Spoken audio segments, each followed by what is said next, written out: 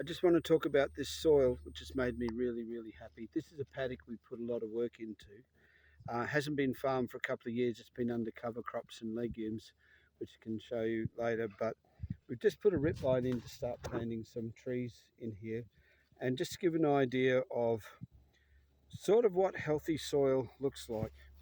So um, when we put the rip line through here, ready for tree planting, you can see it's come up in a lot of these aggregates. Lumps, and this is soil's actually a really good soil. It's a clay loam, volcanic clay loam made from basalt. It's a Dagan soil.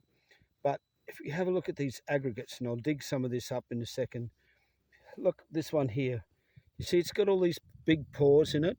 So the pores are all made from earthworms and the other things living in here. You can see these aggregates, nice crumbly aggregates. They stick together. They smell earthy, and this soil works like a big sponge which soaks up water and really well, and then holds it really well. And it's all stuck together with all this organic matter which is gluing it together. I'm going to put a fork into this and we'll have a look at and see what comes up. This structure, this aggregate structure, is the real indicator of soil health. I'm going to put a fork in and let's see what we find. So the fork goes in really easily because it's not like a nice soft sponge, and you can see all the structure in that. There's soil structure in those holes, everything, and the worms, and it's full of living stuff. We should be able to see nodules from the legumes, but yeah, anyway, these aggregates full of structure is what makes this a healthy soil. Just do a couple of digs.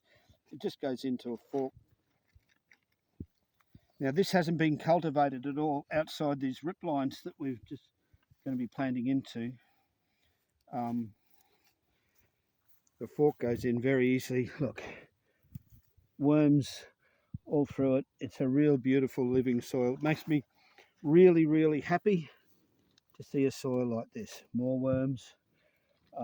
There are lots of other beetles and things there, and this crumbly texture and the smell, and these aggregates with all the pores in there. That helps the water drain.